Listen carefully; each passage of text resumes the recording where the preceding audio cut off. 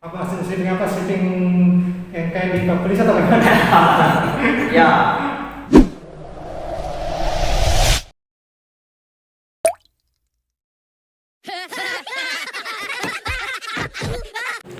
Assalamualaikum warahmatullahi wabarakatuh, sahabat sehat.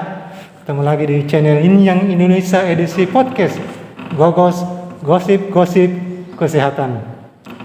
Pada edisi kali ini saya kembali kedatangan seorang tamu, seorang pengelola imunisasi Puskesmas Panekang. Perkenalkan diri, Bro. oke. Baik, terima kasih. Sebelumnya saya ucapkan alhamdulillah, syukur. Sekali lagi saya ucapkan terima kasih kepada Pak Ilham yang sudah mengundang saya di acaranya ini.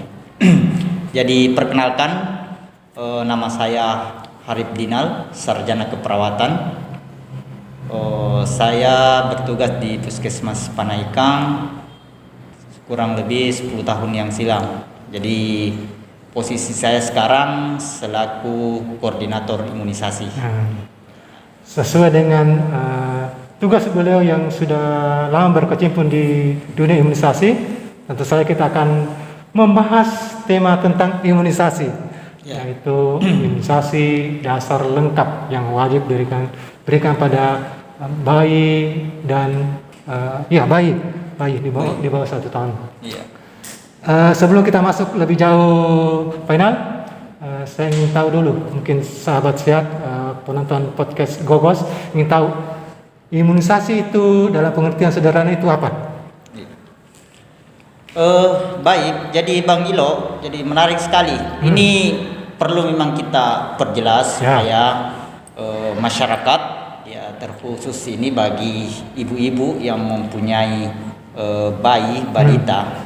Terkhusus kalau untuk imunisasi itu bayi dan baduta, ya. Baduta itu masih masuk sasaran di bawah 2 tahun. Bawah 2 tahun masih masuk. Ya. Jadi ada namanya imunisasi booster. Nah, itu nanti sebentar kita jelaskan lagi.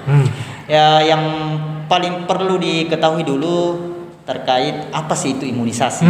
Itu yang paling penting harus diketahui. Orang ini kan hanya mungkin biasa sebut saja namanya, tapi tidak tahu pengertiannya.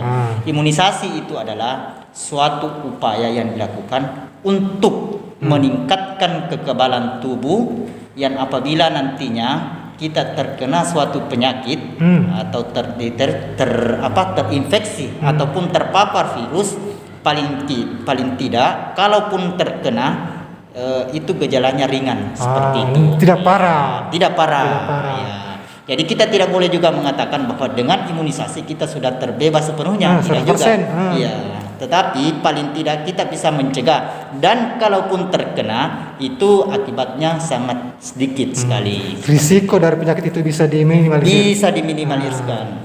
Itu satu poin penting dari kenapa ini imunisasi ada. Iya.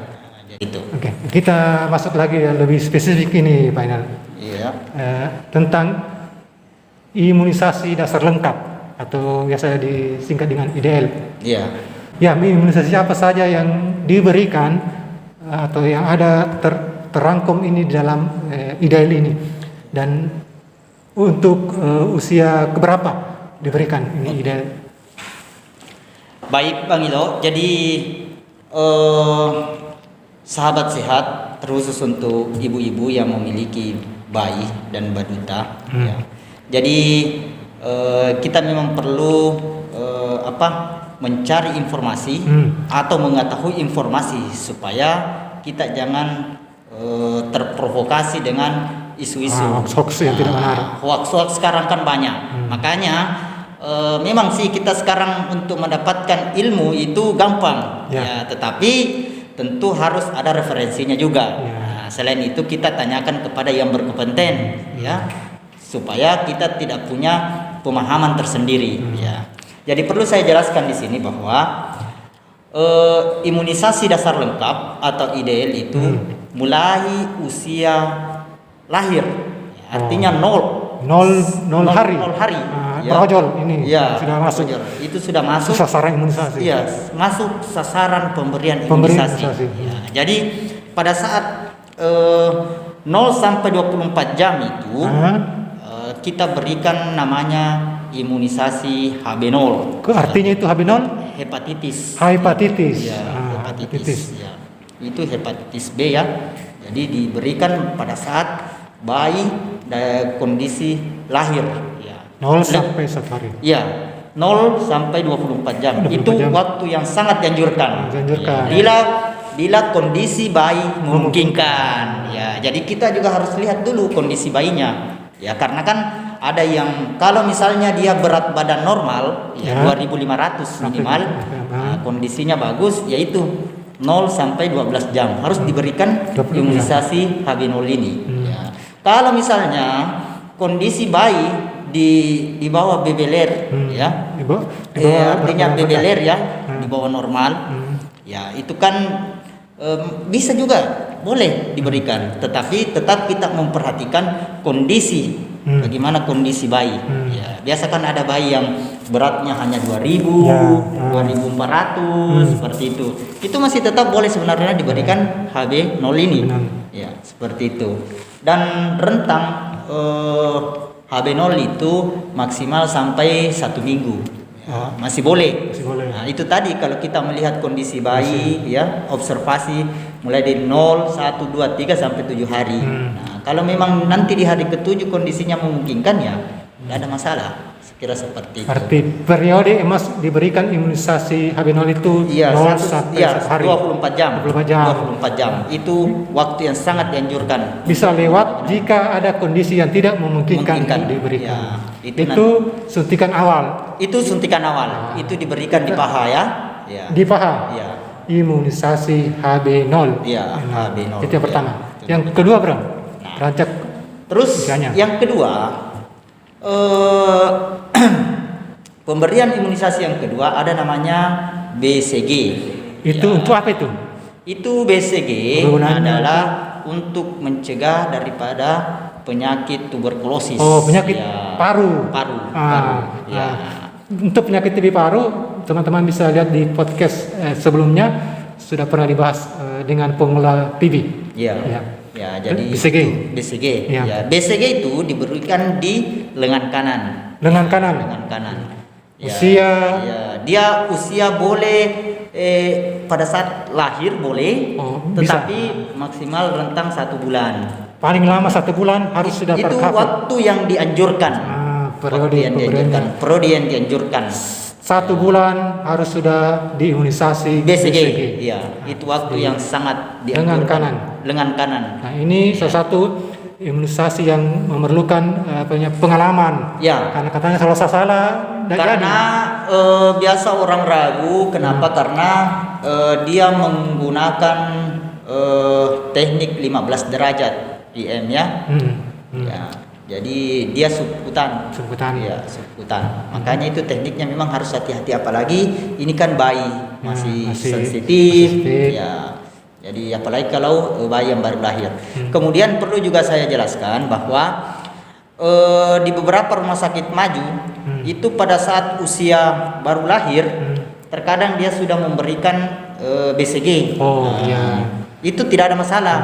Hanya saja kita di puskesmas karena terkendala vaksin, vaksin ini kan multidosis, bukan dosis tunggal ya. Jadi kalau dibuka harus banyak pakai. Kalau dibuka itu minimal sekarang vaksin yang dipakai itu Bang Ilo sekitar 20 orang. Oh, yang pakai ini satu ampul itu, satu botol. Jadi tidak bisa diberikan satu. Diperuntukkan itu untuk 20 orang itu bisa yang kita pakai itu. Nah, jadi makanya dengan pertimbangan seperti itu pemborosan, kalau hanya misalnya 1 kelahiran kita langsung berikan. Makanya itu nanti pada saat di posyandu mungkin ada beberapa bayi, kalau misalnya 4 atau 5 ya sudah bisa diberikan. Ya, seperti itu. Sayang sekali yang tersisa itu kan harus dibuka. Iya, makanya kita berapa jam dibuka itu, Bro? Kalau vaksin yang dilarutkan itu ketahanannya itu maksimal 3 jam. 3 jam. Ini termasuk vaksin yang dilarutkan? Termasuk yang dilarutkan. Ya, termasuk dilarutkan. Jadi yang dilarutkan itu BCG, campak atau MR. Ya, sekarang kan campak tunggal sudah kita tidak pakai lagi, tapi kita menggunakan MR, measles rubella. Jadi setiap kali kita buka ini vaksinnya, besoknya lagi sudah tidak bisa dipakai. Bukan besoknya, 9 3 jam, 3 jam, Oh, 3 jam 3 itu sudah tidak bisa digunakan. Ya, jadi seperti betul-betul itu. perhitungannya yang ingin Ya. diberikan sasaran itu Ya. harus sesuai. Harus sesuai, ya. Jadi kemudian pada saat diberikan BCG itu dipaketkan dengan polio.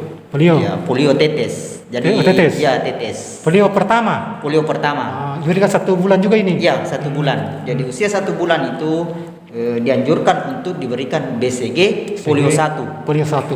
Yang lewat mulut ya. Jadi pada saat umur bayi tak sudah 1 bulan, berarti sudah 2 imunisasi yang dia dapatkan. Nah, ini waktu yang dianjurkan. Terus selanjutnya pada saat usia 2 bulan, 2 bulan ya, itu sudah diberikan lagi DPT, ada DPT. namanya Apa DPT. Ya. itu gunanya itu apa ini? DPT itu beberapa virus yang digunakan. Jadi ada 3. Ada berapa penyakit yang bisa dicegah? Dicegah di situ Difteri. pertusisnya, kemudian tetanus, dan ada juga di situ apa lagi namanya ini, HB-nya itu yang HIV, toh? HIV. Yang HIV-nya itu. Jadi pada saat diberikan DPT 1 itu sebaiknya di paha kanan luar, ya, paha kanan luar. Itu sebenarnya di sini teman-teman harus hati-hati, ya, karena sering kita dapatkan ada kejadian ya, kasus ya, di saat sudah memberikan suntikan tiba-tiba pahanya bengkak. Itu biasa kita dapatkan kasus seperti itu, ya. Ya mungkin dikarenakan karena memang faktor lokasi suntiknya yang salah, ya. Jadi harus tepat memang ini sasarannya di mana itu paha kanan luar. Nah, seperti itu. Nah, kemudian itu setelah diberi DPT, ini usia 2 bulan tadi, DPT 1, dikasih juga polio 2. Oh, sudah ditetes yang kedua kalinya. Yang kedua kalinya. Umur 2 bulan. Ya, jadi umur 2 bulan itu. Ya. Nah, pada saat usia 3 bulan, kita kembali lagi di paha kiri. Tadi kan kanan, sekarang di paha kiri lagi. 3 bulan. Kembali diberikan DPT tadi. Oh, sama tapi sudah digeser lagi ke kiri. Ke kiri, ya, ke kiri. Supaya itu kan sebenarnya begini. Untuk lokasi penyuntikan itu boleh kanan, boleh kiri. Nah, ini hanya teknik saja, toh? Karena suntikan DPT ini diberikan 3 kali. Jadi terkhusus saya, bagi korim itu sangat memudahkan. Artinya dalam screeningnya itu mudah. Ditanya ibunya. Ya, ditanya ibunya. Anata itu pernah disuntik pahanya berapa kali nih? Untuk mengingatkan juga kita di bulan berikutnya bahwa bulan lalu anakku kanan, berarti DPT 1. DPT 2 kiri. Nanti pada saat usia 4 bulan ya, 4 bulan itu sudah masuk di DPT 3 polio 4. DPT 3 polio 4. Ya. Masih tetes juga ya? Masih tetes untuk polio. Ya. Jadi polio tetes itu diberikan 4 kali. Sampai 4 kali. Sampai 4 kali. DPT ya. Sampai 3 kali. DPT sampai 3 kali. Dan sekarang sesuai dengan anjuran IDAI, Ikatan Dokter Anak Indonesia, untuk lebih menyempurnakan ini polio, maka kita mengadakan pada saat usia 4 bulan, ya, kita juga berikan IPV.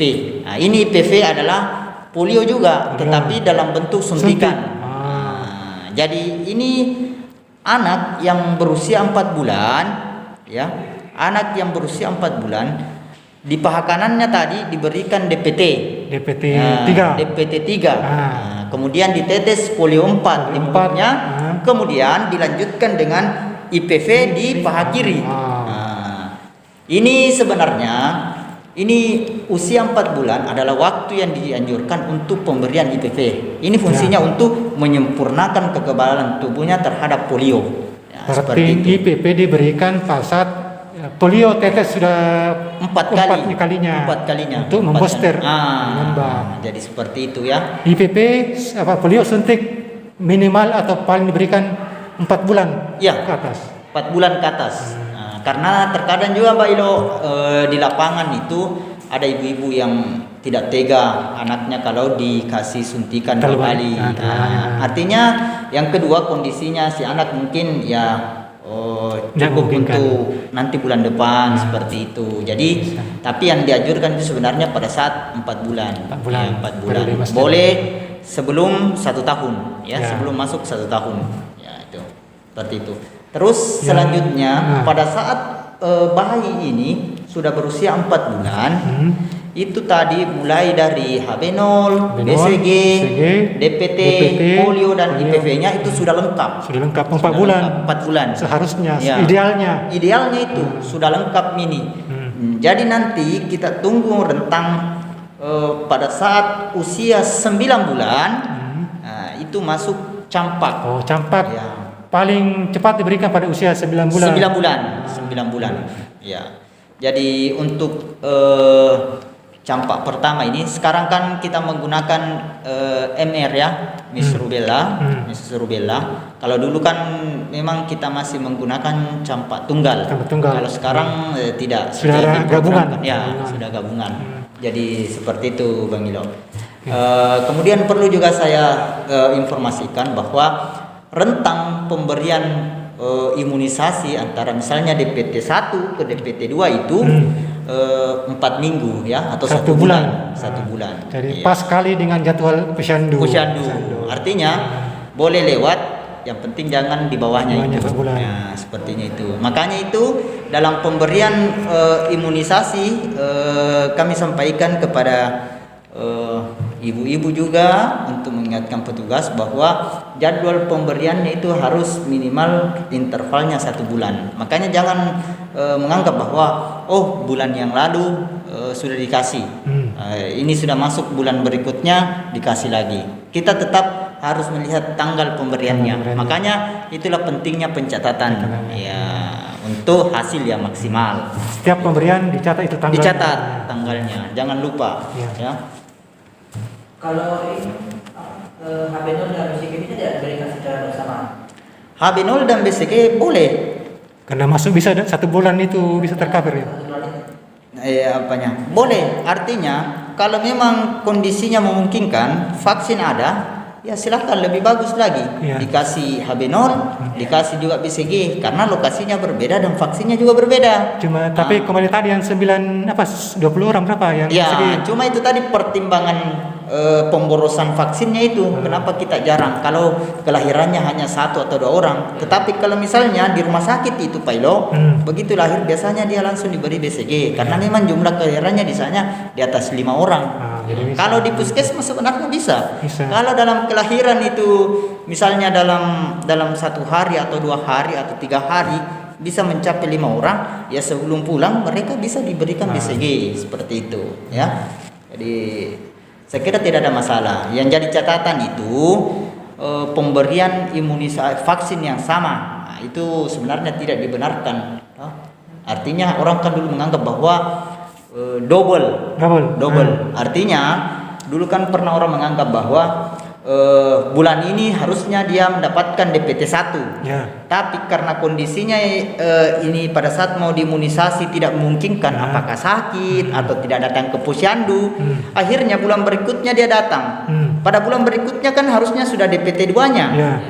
Tetapi karena DPT 1 juga belum, akhirnya banyak orang menganggap dulu bahwa langsung kasih DPT 1, DPT 2. Padahal imunisasi itu tidak boleh seperti itu. Pemberian vaksin yang sama kan sia-sia saja. Dikiranya masyarakat itu dirapel sekalian.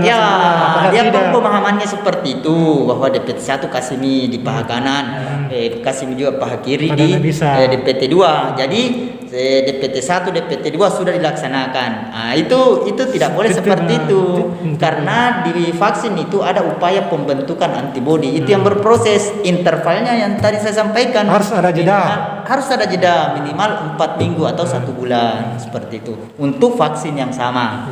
Yang boleh dirapel itu BCG ke DPT boleh. Karena beda vaksinnya. Ya, tentang kita masuk ke ini ya, yang paling sering bermasalah ini di bawah persepsi masyarakat ini, Pak Inan, tentang kejadian ikutan pasca imunisasi, imunisasi KIPI. Nah, kadang-kadang ada kasus biasanya disuntik anaknya demam, sudah tidak mau datang ke posyandu, atau anggapnya ini berbahaya, ini imunisasi, ini vaksin ini. Bisa dijelaskan buat penonton, Bagus? Ya. Baik, jadi sahabat sehat, khususnya ibu-ibu yang memiliki bayi balita ataupun baduta ini adalah sebenarnya masalah yang yang turun temurun ya, seperti ini. Sejak dulu itu ini yang menjadi kendala sehingga angka sasaran atau target imunisasi itu kadang tidak bisa tercapai. Nah, jadi perlu saya sampaikan bahwa apabila diberikan vaksinasi, artinya penyuntikan, ya otomatis pasti ada resiko. Nah, kejadian ikutan pasca imunisasi rata-rata yang dialami itu ringan sekali, Bang Do. Kenapa? Karena ini vaksinnya sudah teruji klinis sampai 3 kali, jadi sangat-sangat aman. Sudah diuji coba. Nah, sudah diuji coba. Ya, jadi untuk resiko itu sangat-sangat rendah sekali. Ya. Misalnya perbandingannya itu 1 berbanding 1 juta, seperti itu. Ya. Nah, kemudian kalaupun misalnya, tapi diantara vaksin ini Bang Ilo, rata-rata yang paling sering kejadian KIPI-nya itu adalah DPT. Ya, ini. DPT maksudnya ada difterinya toh, pertusis toh. Tapi ini normal dan sangat wajar. Apalagi vaksin yang kami gunakan di puskesmas adalah produknya Bio Farma. Ya, jadi di situ memang sangat kompleks, lengkap. Jadi virus yang digunakan itu lengkap. Nah, itu yang memang memicu sehingga setiap kali dilakukan vaksin pasti hampir rata-rata demam. Salah satu yang paling umum ini. Setiap imunisasi DPT adalah demam. Jadi tidak perlu kaget ini ibu. Jadi kalau anak-anak sudah di imunisasi, apalagi kalau DPT itu demam itu adalah hal yang normal selama 2 hari. Jadi demamnya anak-anak itu 2 hari, dia tidak bisa lewat dari 2 hari. Ya, kadang sih ada yang 1 hari sudah selesai nih. Itu kalau memang cepat kembali stabil kekebalan tubuhnya. Nah, tapi maksimal itu 2 hari, Bang. 2 hari ini tanpa diberikan obat, itu sebenarnya dia akan berangsur sembuh sendiri. Cuma kan biasalah orang tua kan cemas, tinggi rasa khawatirnya, sehingga sedikit saja sudah khawatir sekali. Nah, sebenarnya tipsnya itu kalau demam cukup dikompres saja. Bahkan terkadang juga biasa ada anak yang sampai step Bang Ilo, sampai step. Nah, itu yang bikin kaget atau orang tuanya marah-marah sehingga protes kenapa harus seperti ini, ya.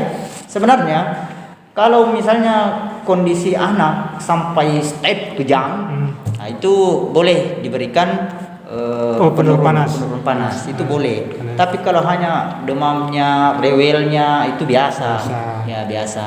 Ya seperti itu. Terus KIPI juga ini biasa ada resiko yang daerah yang sudah disuntik itu biasanya merah atau lebam atau bengkak. Itu kan normal karena itu tadi pada saat proses vaksin kan pemasukan jarum suntik, benda asing, ya itu kan cukup dengan dikompres saja, ya. Yang ada yang kompres air dingin boleh, tetapi kalau saya anjurkan air yang hangat, air hangat supaya lebih cepat. Insya Allah. Jadi kalau misalnya sudah diimunisasi terus ada KIPI ringan seperti itu, ya tidak perlu khawatir, tidak usah terlalu cemas. Itu tadi tips-tipsnya, cukup dikompres saja. Dan kalau DPT memang itu wajarnya demam, wajarnya demam karena vaksin yang digunakan memang sangat bagus, ya, seperti itu. Semua DPT. Semua DPT. DPT 1, DPT 2, DPT 3. Cuma pengalaman di lapangan, kalau anak rata-rata itu KIPI-nya DPT 1, ya, karena memang baru pertama kali pemasukan vaksin toh. Nanti DPT 2, DPT 3 anak itu seolah-olah seperti kebal nih. Jadi kalaupun demam tidak seberat yang pertama. Ya, makanya itu jangan kita takut, jangan kita pernah takut. Kalau pertama itu wajar, dan pada saat pertama tadi berikan dan terjadi hal yang saya sampaikan itu tadi kan tipsnya, ya cukup dikompres pakai air hangat, seperti itu. Kecuali kalau memang kejam itu, tapi ini jarang sekali kita dapatkan sampai seperti ini, Bang Ilo. Dari sekian ratus yang disuntik itu mungkin hanya 1-2 orang yang memiliki kejang sampai step. Kalau yang lain itu rata-rata demam, sudah itu turun kembali. Nah, ini sebenarnya justru bagus kalau yang seperti ini. Jadi terkait masalah TB kita tidak perlu terlalu khawatir sekali, seperti itu. Itu juga berarti demam juga itu menandakan bahwa ada reaksi, ada hasil di dalam tubuhnya. Artinya proses pembentukan antibodi itu sudah mulai terbangun. Ya, seperti itu.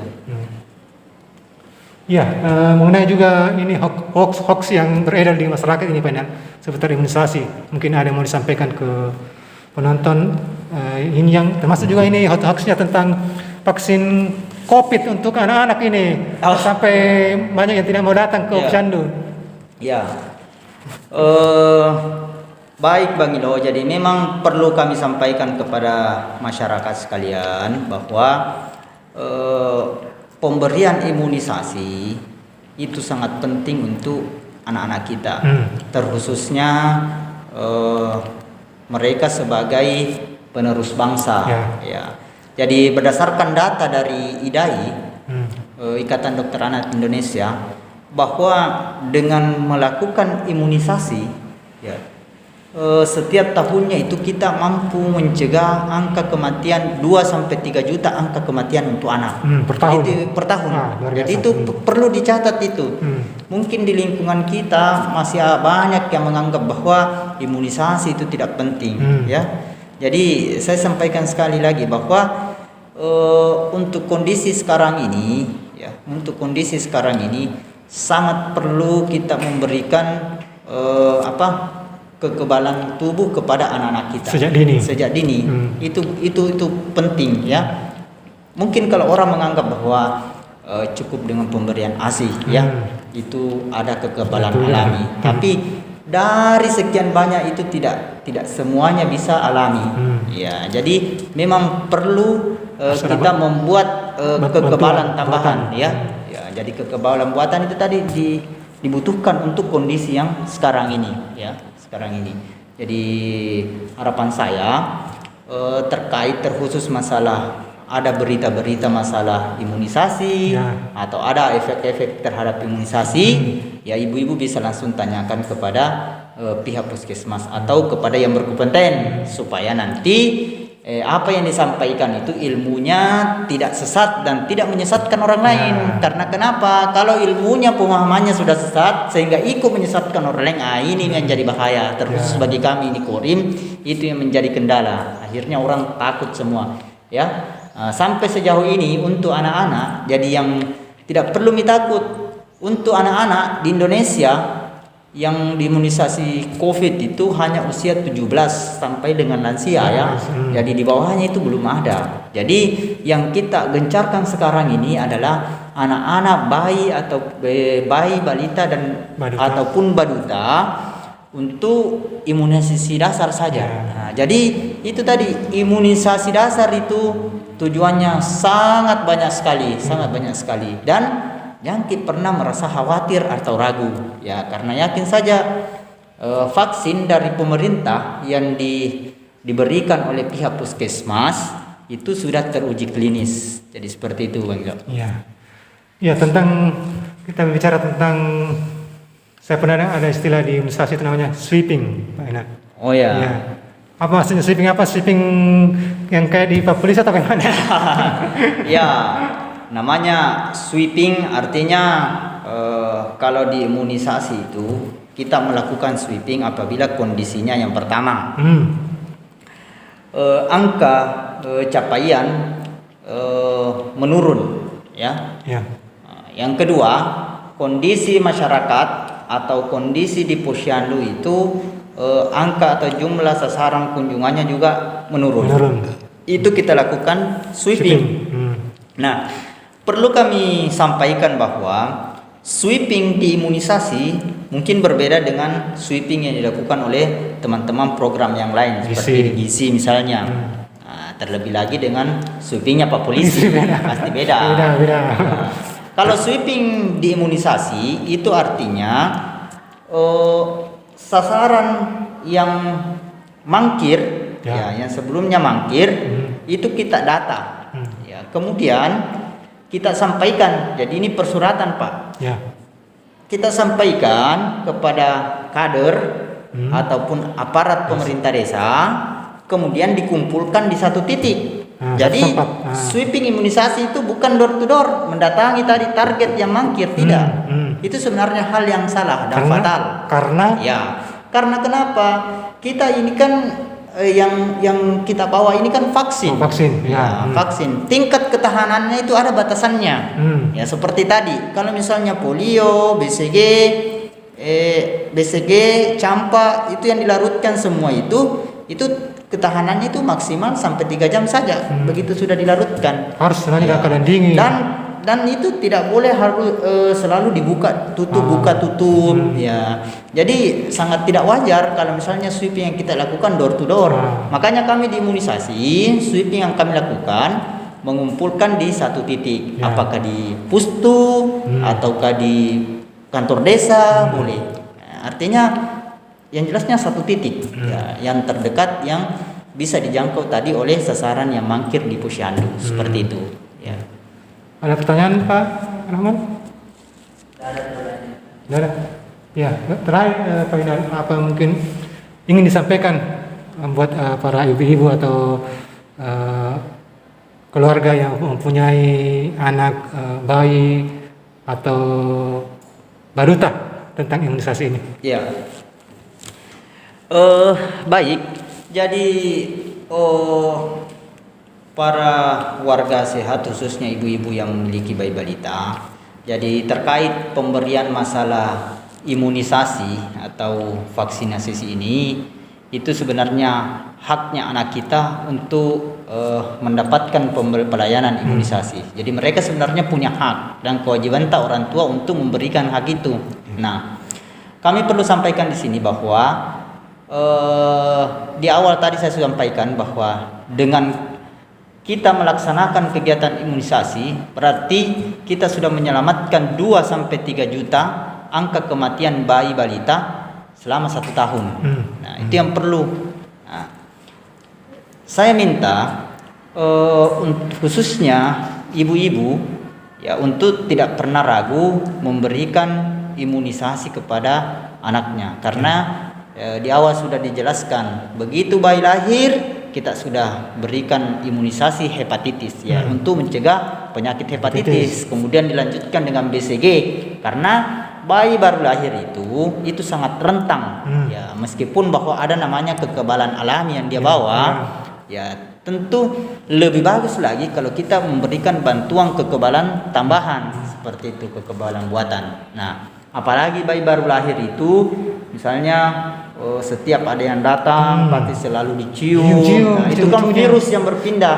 Dengan memberikan BCG ini setidaknya itu tadi, dengan adanya pemberian vaksin BCG, kalau terbentuk antibodi ya paling tidak bisa terhindar dari paparan virus. Kalaupun dia terkena ya risikonya mungkin tidak terlalu berat seperti itu. Jadi saya minta ibu-ibu yang memiliki bayi dan baduta ya supaya bawa ke Posyandu ya, bawa ke Posyandu untuk diberikan imunisasi. Jadi imunisasi lengkap itu pada saat bayi berusia 9 bulan ya, 9 bulan. Kemudian ada namanya Pak Ilo imunisasi lanjutan.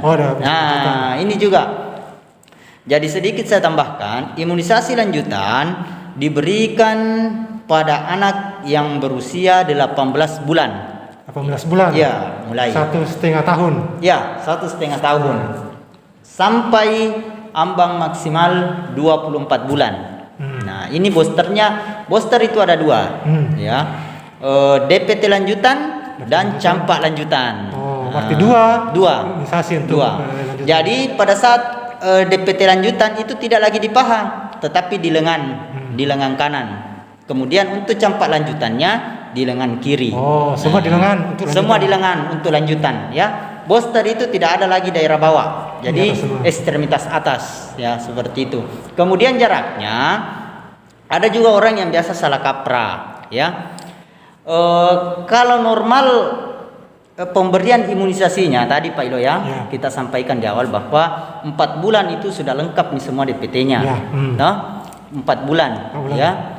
Berarti pada saat nanti dia usia 18 bulan, artinya rentangnya ini 1 tahun. 1 tahun lebih. Ya, 1 tahun untuk pemberian DPT lanjutan. Ya, Nah, kalau untuk campak lanjutan itu 6 bulan dari campak pertama. Ya, Campak pertama kan 9 bulan. Ya, makanya harus mengukur, tolak ukurnya harus dari situ sebenarnya. Tidak mesti bahwa anakku sudah usia 18. Iya, tapi kan telat imunisasinya. Oh, berarti mundur juga. Harus mundur juga. Ini yang harus diperjelas supaya orang paham. Ya, jadi angka 18 bulan dan angka 24 bulan itu angka yang dianjurkan. Tetapi Bukan harga tolak dasarnya itu dari untuk imunisasi lanjutan DPT adalah 1 tahun dari DPT 4-nya tadi. yang terakhir. Begitu. Terus kalau campak 6 bulan dari campak awal. Nah, di situ. Nah, tapi makanya kalau misalnya sesuai tadi dengan jadwal imunisasinya di usia 18 bulan ini boleh dikasih DPT lanjutan, boleh dikasih campak lanjutan. Oh, bisa bersamaan. Boleh bersamaan, tidak ada masalah. Beda karena vaksin. Vaksinnya berbeda, seperti itu. Ya. Mungkin itu yang bisa saya sampaikan Bang Ilo. Jadi sekali lagi kami sampaikan terkhusus untuk ibu-ibu yang memiliki bayi baduta, jangan pernah ragu untuk keselamatan dan kesehatan anata. Insya Allah bayi yang sehat, bayi yang kuat tentu memiliki tingkat kecerdasan yang lebih baik juga. Sekira seperti itu. Iya. Tidak kenal maka tidak kebal. Ya, tidak kenal maka tidak kebal. Itu anunya di imunisasi ya. Iya, manfaat imunisasi lebih besar daripada efek sampingnya. Iya. Iya. Betul. Oke, Pak Inal, terima kasih banyak telah hadir di podcast Gogas kali ini. Semoga saja apa yang kita perbincangkan dan apa yang Pak Inal telah jelaskan bisa mencerahkan buat para ibu-ibu maupun masyarakat di luar sana yang mempunyai bayi balita yang menjadi target sasaran imunisasi. Terima kasih. Kembali saya ingatkan buat penonton channel Yin Indonesia, like, share, dan subscribe. Nyalakan notifikasinya untuk mendapatkan info-info menarik. Semuanya menarik tentu saja. Cuma di channel Yin Indonesia. Terima kasih. Assalamualaikum warahmatullahi wabarakatuh.